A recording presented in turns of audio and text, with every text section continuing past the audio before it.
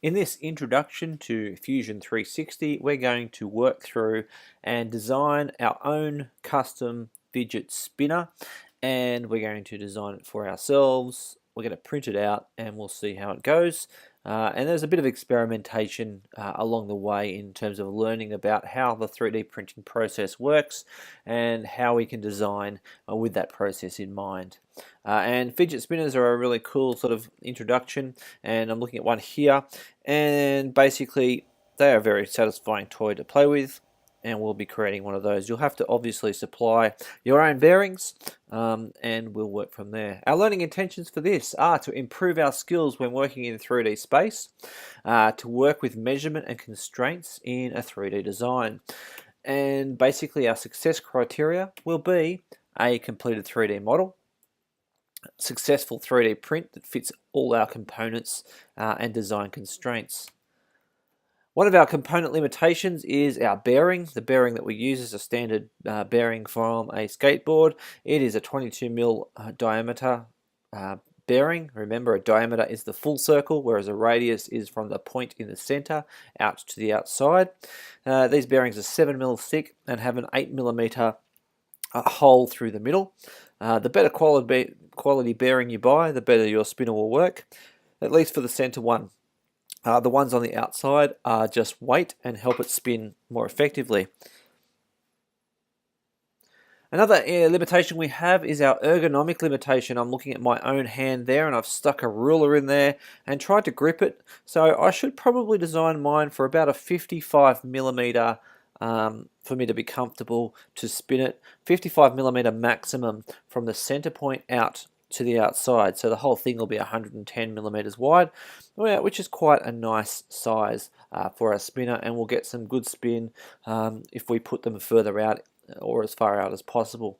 If you go too big, obviously you won't be able to use it, and if you go too small, the spin is not as satisfying. So you've got to keep in with that ergonomic limitation, but to go as big as you can. So for me, 55mm looks quite comfortable. It's like in the middle of my thumb there. The other material process limitations we have is our PLA plastic shrinks. If you're using ABS, it'll shrink even more than PLA, so you'll have that limitation. And also, I like to apply what I call my 3mm structural rule.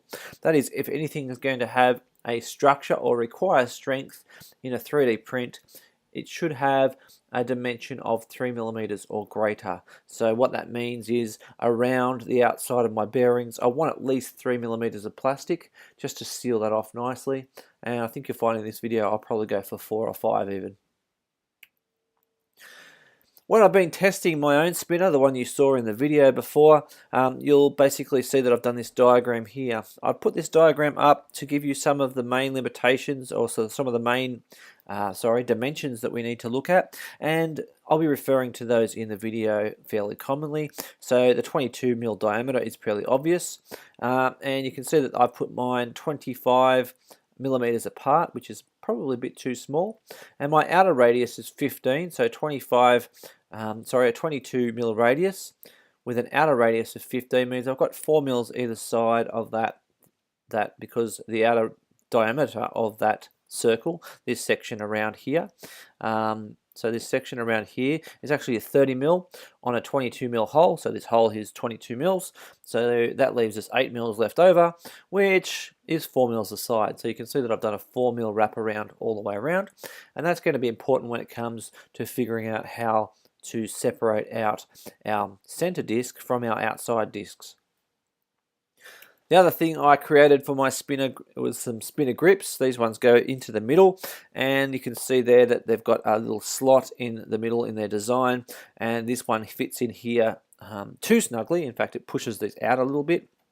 I've only tested this with ABS plastic. Unfortunately, that's all I had when I tested it.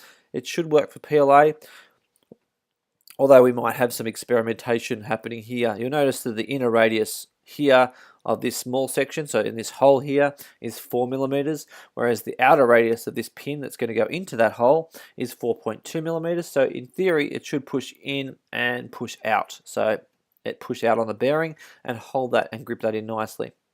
With ABS plastic, those measurements work well. Hopefully they'll work the same with PLA, but if not, you probably need to play around with the radius of this one. So experimentation is a possibility here. It's now time to start drawing the main spinner. The first section, or the first sub part of this, is to draw a sketch for one arm. That will be around the main bearing and around one of the other bearings out on the arm, and we'll draw that sketch in 2D.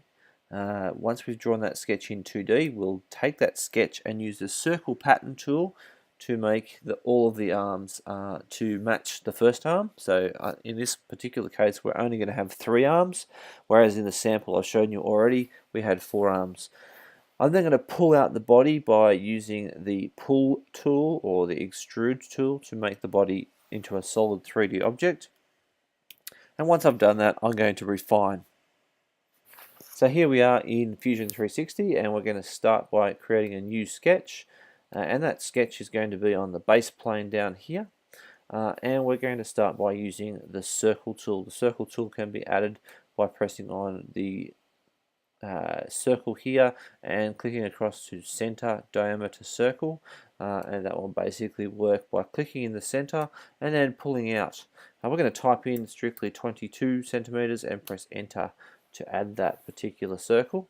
We can get the circle tool again by pressing the C button, and at the center again we're going to pull out, and this time we're going to go out to 30. Now I get the number 30 by, and you can see that those are pushed over, but I get the number 30 by referring to this diagram here. You can see that our 22 is our main diameter, and the diameter of each of these circles here is a radius, of 15, which is a diameter of 30. So basically we've got that 30 diameter out there. And now I'm going to basically draw the first arm, and once I've done that, I'll use the circular pattern tool to complete the job. So the first arm I'm going to draw out, but before I do that, I'm going to realize that I want from this center here to this point out here, I want it to be 55 centimeters. So I'm going to draw a sketched line, and this line is going to be a construction line. So I'm just going to draw this construction line down about this far. 100 millimeters will be fine, and I'm going to click on it. You'll notice that it's because it was straight. It's got this constraint thing in the middle, this object here. I'll press the tick button, and you can see that constraint button there basically means that it's going to be stuck vertical, and it's not going to change from vertical. Now that I've got that line there, I'm going to select it, and I'm going to turn it into a construction line, so it no longer takes part as my sketch, but I can still use it as something to set parameters by in my sketch. And I'm now going to basically draw another circle. Before I do that, I'm going to press the sketch button and dimension this, and I'm going to make sure that this little dot here and this line here, 2 dimensions, are separated. Currently they're 75. I'm going to set them to 55, which is the measurement I got from my hand, and that's going to be the maximum measurement of my arm, and you can see it's going to be that far. So now I'm going to press C for circle, and I'm going to draw my first circle in here, and you can see there that I'm going to basically draw it until that line is strictly on there. And at the moment I haven't really specified the size, even though I typed in 40. Now I'm going to press D again to dimension this, and I'm going to set this out to be 30. So now that's still stuck to there, and it's 30. Press C again now that I've got that circle there, and I'm going to put my 22 in there, and that will be the hole for the inside of my outer arm. So this is the center, this is the part where my fingers will grip and rotate, and this is the edge of my outer arm.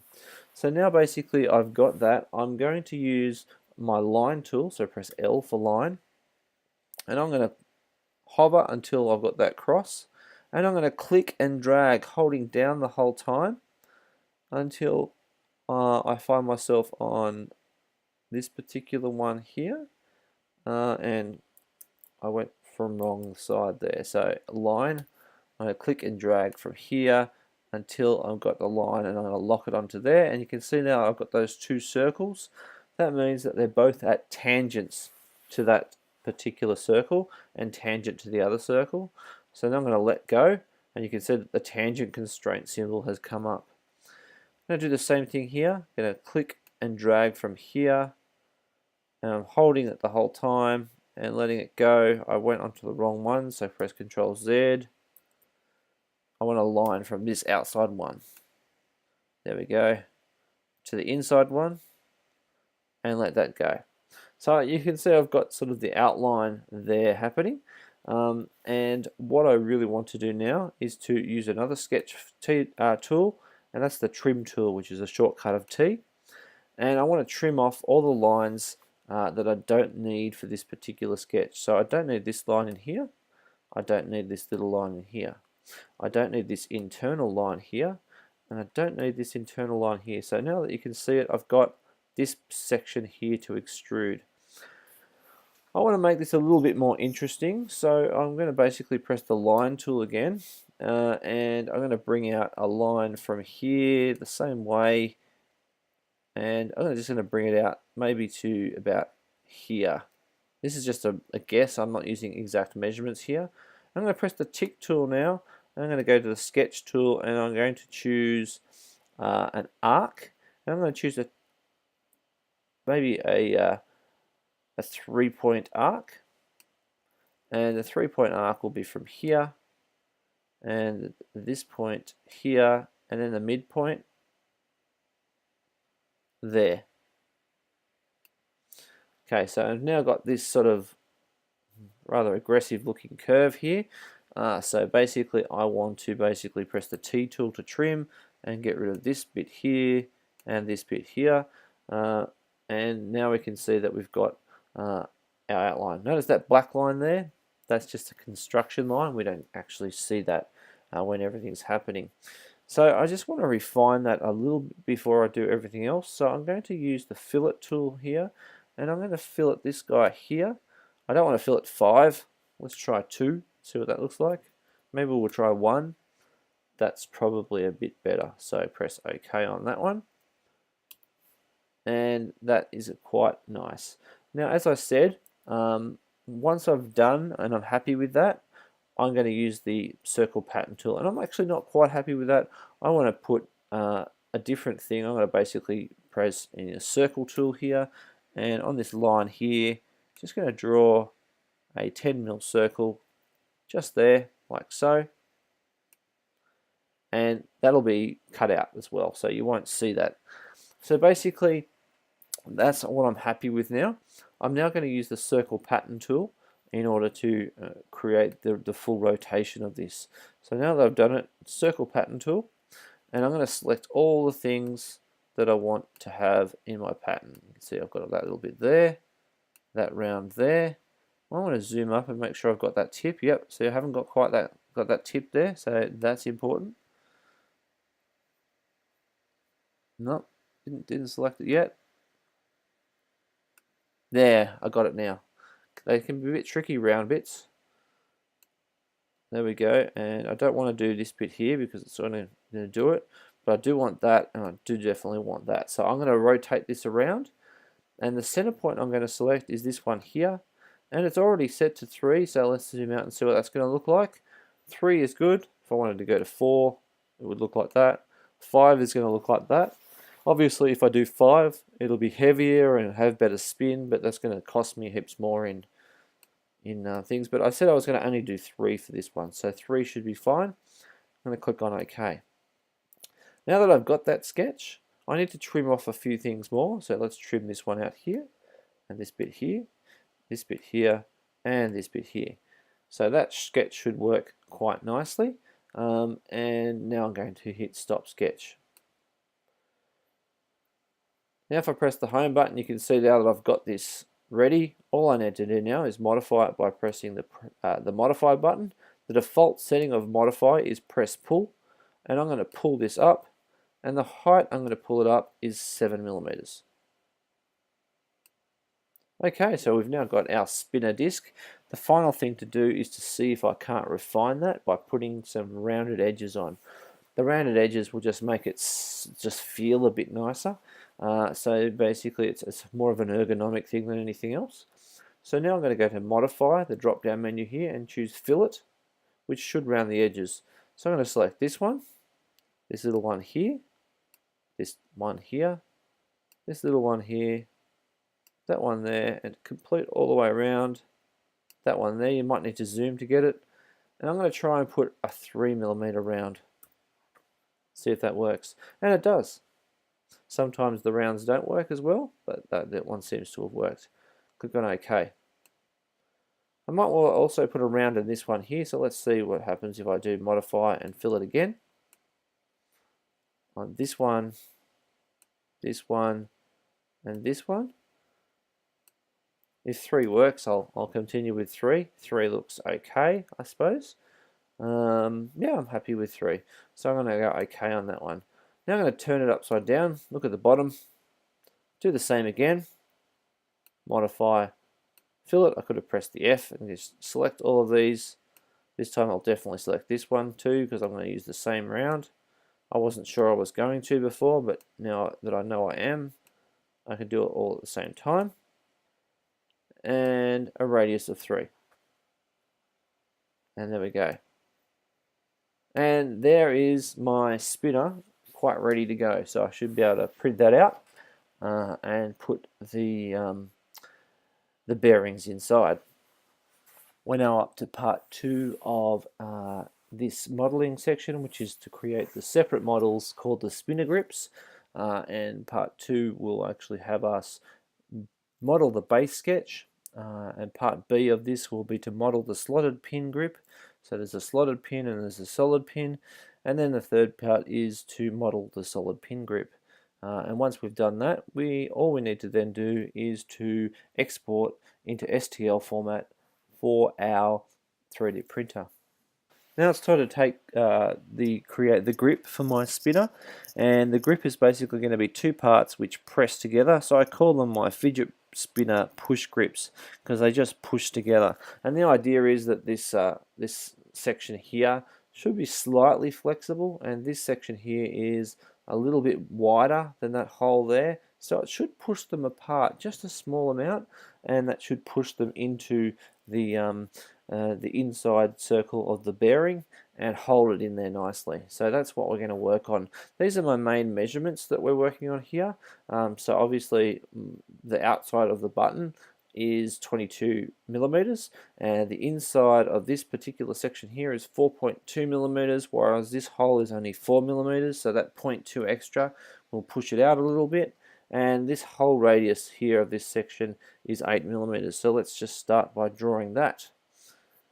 Okay, so I've got a new sketch here, and I'm going to draw them both on the same sketch. So I'm going to press the C for circle tool and draw out my 22mm. And press the C here for circle and on this one and draw out my 22mm. And then I should be able to stop that sketch. Before I do anything, I should really label this sketch because this is the base sketch. And that just helps me to tell the difference between all the sketches, just in case I need to edit them later, because these ones will be experimental. I did this with ABS. You'll be printing with PLA. They behave quite differently, so there might be some difference in the size necessary. So that's an important thing to note. But I'm going to basically modify this now to select push pull and select both surfaces there. And I'm just going to bring it up a nice 3mm, which is sort of, oh, not 33, 3mm, which will bring it up. Let's concentrate first on the slotted pin. So basically, I'm going to create a new sketch here, and the new sketch is going to be on top of the surface of that first disc there. So let's zoom up now so we can see what we're doing. The first section is a sort of a 1mm deep flange, which just gets the rest of the press pull button away from the bearing. And let's just create that flange now. So basically we're in the sketch mode, we're in circle, starting from directly in the middle, and let's just make it 14 in size. I'm going to stop that sketch, and I'm going to go back to the home button, I'm going to modify, click on this one and bring it up 1mm.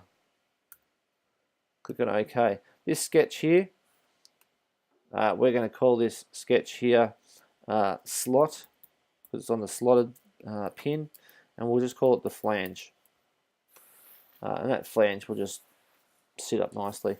Okay, so on top of that now, we're going to create another sketch, put it on top of this one now, and this is the more interesting sketch. We're going to create this section just here. So basically, we need to draw this sort of half circle and this half circle here, and we know that that size is going to be a circle, and it's going to start with an 8mm circle on the outside, and then we're going to have another circle with 4mm on that side. So we've got the 4mm circle in the middle, and then we're just going to use some lines. So let's press the L2 key for lines, and we'll draw them sort of horizontal but not totally horizontal at the moment, and we'll draw them as points that are fixed on the edge of the circle there. So you can see that you've got that edge of the circle there fixed there, and you can see that those little constraints there, they're called coincidence constraints. We'll fit those in. We're now going to use one of the constraint buttons. We're going to click on the horizontal constraint button and click on this guy here to make that horizontal, and we'll click on this guy here to make it horizontal. We're now going to use the dimension tool, D, and with the dimension tool we're going to click on the top one, click on the bottom one, and pull out a height, and that height, let's just make it 1.5mm. I know in my diagram it was 2, but I want to experiment with a slightly closer pin, and you can see that that's spread that out now. Now I'm going to press the D key again to get another dimension, and I'm going to click on the middle point here and this line up here. I'll pull that out this side so we can avoid confusion, and that needs to be half of this distance over here. That's going to be 0.75. Once we press enter, you'll see that that's nicely on there. So now all we need to do is press our trim tool and get rid of all the lines we don't need. This one here, this one here, this one here, and this one here. So probably get rid of that one there and that one there as well. And now we've got our two half circles ready to go. We can go stop sketch, modify, click on the two parts that we want to extrude. And let's take them up the full 7mm, which will travel right up through the middle of that bearing for the full 7mm, and click OK. We now have done that. We'll basically call this the slot, and we'll call that the pin. So we've got the base sketch, which has the base for both of them, and we're using the slotted pin, and the slot pin has basically got those two things there. So now we're going to create the same sort of thing just to match the inside of this.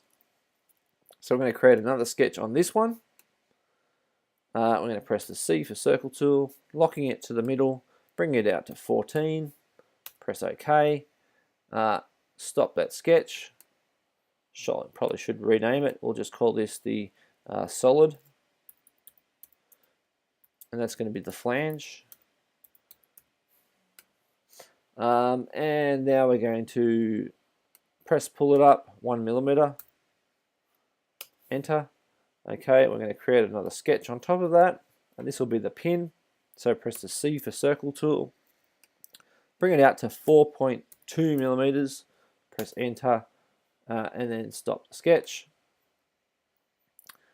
Modify to press pull, and bring this up. Instead of bringing this up the full 7mm, we're going to bring it up 6.5, just so that it's just doesn't go all the way through, and press OK. And the final thing we need to do, because if we try and stick this into this hole, this particular thing is bigger than that hole, so we need to just give it a bit of modify fillet. No, we'll actually won't use fillet, we'll use modify chamfer on this one here, and we'll just make it a nice 1mm chamfer, and that will mean that it'll just push it out just a bit to make that work effectively, and press OK. So there we have it. The final thing we need to do for each of these shapes, so we should save this by the way, and we'll just call this our spinner grip. I think I'm up to version 3 now, so press OK and save. So the final thing we need to do is to make these ready for 3D print. For each object we need to do this, so I'll only do it once and you can do it for each object. So we choose for 3D print. We make sure this is unchecked, so sometimes this is checked. We make sure it's unchecked. We click on the object we want to do. I'll do this one first. And you can see it goes all funny because this is checked. Not checked is checked. You can see that it goes all funny and converts it to lots of triangles. Press OK. And this will be called grip slot, and this is version 3, so grip slot 03. Give them meaningful names. This one will be the second one, and then obviously you'll do it the same thing for your spinner, and that should be able to print nicely.